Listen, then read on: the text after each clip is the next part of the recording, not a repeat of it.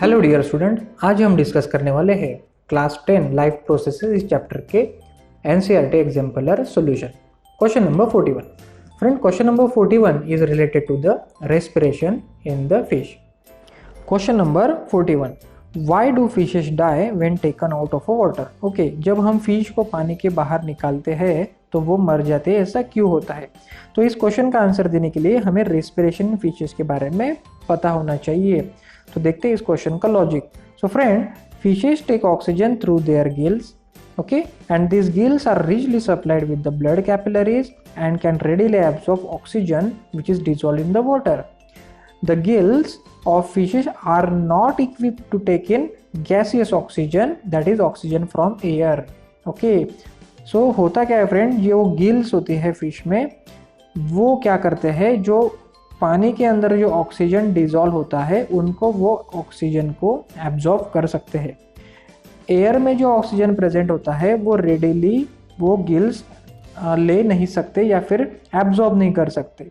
तो इसी की वजह से प्रॉब्लम ऐसा होता है, जब भी ये फिश पानी के बाहर निकाला जाता है तब ये जो गिल्स है वो ऑक्सीजन को एब्जॉर्ब नहीं कर पाते which is present in the air, और इसी के वजह से because of the lack of oxygen वो फिश जो होती है वो मर जाती है। Okay, let's move toward question number 42।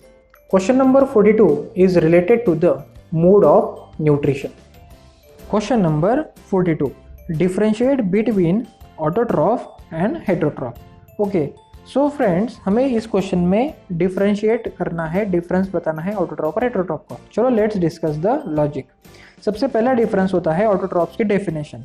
The organism that prepare their own food are called as autotroph and the organism that depend on other organism for food उनको कहा जाता है हेटेरोट्रॉफ। सेकेंड पॉइंट, हम लोग ऐसा कह सकते हैं कि autotrophs have chlorophyll to trap the light energy. Okay, उनके पास होता है क्लोरोफिल, और heterotroph they lack of chlorophyll, उनके पास क्लोरोफिल नहीं होता है। Point number 3 is that they are also called as producer because they produce the food, and heterotrophs के बारे में हम लोग लिख सकते हैं they are called as the consumers. And fourth point of difference is that autotrophs do not show locomotion, वो एक जगह से दूसरी जगह पे जा नहीं सकते हैं, but regarding for heterotrophs the most of them show locomotion because they need to move in search of food. So this is all regarding the difference between autotroph and heterotroph. That is, autotroph can make their own food, heterotrophs cannot. Autotrophs have chlorophyll, heterotrophs do not have chlorophyll. Autotrophs are called producer, heterotrophs are called consumers. Autotrophs do not show locomotion, heterotrophs show locomotion. Question number 43. Friends, what do you think? Nutrition is necessity for the organism? Let's discuss in this question. Question number 43. Is nutrition a necessity for an organism? Discuss. So friend, of course nutrition is necessity for an organism. The reason is that because कि food से हमें मिलती है energy, और इसी energy का use करके हमारी बॉडी में वेरियस लाइफ प्रोसेसेस यहाँ पे चलते रहती है। अगर न्यूट्रिशन नहीं रहेगा तो एनर्जी नहीं मिलेगी, और अगर एनर्जी नहीं मिलेगी तो लाइफ प्रोसेसेस वहाँ पे परफॉर्म नहीं हो सकती, तो हम लोग सर्वाइव नहीं कर सकते। तो इसी के वजह से न्यूट्रिशन को कहा जाता है नेसेसिटी फॉर द ऑर्गेनिज्म। उसके अलावा भी न्यूट्रिशन के काफ़ी अदर इम्पोर्टेंट फंक्शंस है, जैसे कि सबसे पहला तो हमने अभी देख लिया, it provide the energy for the various metabolic processes in the body. उसके अलावा second thing is that it is essential for the growth of the new cells, और it is also essential for the repair and replacement of the workout cells. जो workout cells होती है, जो cell damage हो जाती है, तो उनके रिपेयर और रिप्लेसमेंट के काम में भी न्यूट्रिशन की ज़रूरत होती है। Okay, means for the energy, then growth, then for the repair the damage cells. उसके अलावा it is also needed to develop resistance against the various diseases. Okay, so if we consider all these importance of the nutrition, we can say that nutrition is a necessity for the organism. Okay, question number 44 is very interesting. Friends, what do you think? If all the green plants of the earth are destroyed or cut down, what would happen? Question number 44. What would happen if green plants disappear from the earth? ओहो, so friend अगर अर्थ में से सारे green plants disappear हो जाते हैं तो क्या हो सकता है? So it mean a total disaster to the ecosystem. Ecosystem पूरी डिस्टर्ब हो जाएंगी। कैसे? चलो देखते हैं। Green plants are the sources of energy for all organism. All other organism directly और indirectly depend on them for food.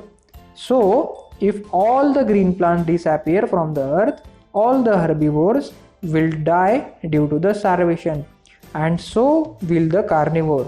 So, it would result in the extinction of life from the earth. Okay, so friend, इस question में हम लोग लिख सकते हैं कि ये जो प्लांट्स होते हैं, okay, it is a source of energy जिनके ऊपर डिपेंड होते हैं हर्बीवोरस, और इन हर्बीवोरस के ऊपर डिपेंड होते हैं कार्निवोरस। अगर ये प्लांट्स अर्थ में नहीं रहेंगे तो जो हर्बीवोरस है उनको फूड नहीं मिलेगा, and because of the starvation वो भी यहाँ से मिट जाएंगे, ख़त्म हो जाएंगे। और अगर हर्बीवोरस ही नहीं रहेगी तो उनके ऊपर जो डिपेंड है कार्निवोरस, वो भी सर्वाइव नहीं कर पाएंगे। मीन्स अर्थ में से सारा जो लाइफ है वो एक्सटिंक्ट हो जाएगा, ख़त्म हो जाएगा। इसी की वजह से प्लांट्स का काफ़ी इंपॉर्टेंस है। So this is all about question number 44. In question number 45, we will discuss the importance of the stomatal pore. It is a very interesting question. Question number 45. Leaves of a healthy potted plant were coated with Vaseline. Will this plant remain healthy for long? Give reason for your answer. Okay. So friend, इस question में हमें पूछा गया है कि अगर एक plant है उसके लीव्स को अगर हम लोग वैसलीन लगा लेते हैं तब हमें पूछा गया है कि वो जो प्लांट है वो हेल्दी रह पाएगा या नहीं। हाँ तो रीजन देना है, ना तो भी हमें रीजन देना है। So friend, the answer of this question that the plant will not remain healthy, और उसके बारे में हम लोग लिख सकते हैं क्यों। द रीजन इज दैट क्योंकि जब हम लीफ के ऊपर वैसलीन लगा देंगे तब it will make an impervious level की जिसमें से गैस एक्सचेंज नहीं हो पाएंगे। तो होगा क्या कि सबसे पहले ये होगा कि plant will not gate oxygen for the respiration. उस टोमाटा से जो ऑक्सीजन आने वाला है रेस्पिरेशन के लिए वो नहीं अवेलेबल होगा। उसके बाद में फोटोसिंथेसिस प्रोसेस के लिए भी जो कार्बन डाइऑक्साइड लगने वाला है वो भी अगर अवेलेबल नहीं होगा तो plant can not perform photosynthesis. उसके अलावा थ्रू द स्टोमेटल ओपनिंग जो इवोपरेशन ऑफ वाटर होता है जिसको कि हम लोग कहते हैं ट्रांसपिरेशन, वो भी नहीं हो पाएगा, जिसके वजह से जो वाटर एंड मिनरल है उनका ट्रांसपोर्टेशन भी डिस्टर्ब हो जाएगा। तो ऑक्सीजन नहीं मिलेगा रेस्पिरेशन के लिए, कार्बन डाइऑक्साइड नहीं मिलेगा फोटोसिंथेसिस के लिए, वाटर एंड मिनरल नहीं मिलेगा क्योंकि ट्रांसपिरेशन डिस्टर्ब हो गया है। तो इन सारे प्रॉब्लम की वजह से जो प्लांट है वो हेल्दी नहीं रहेगा।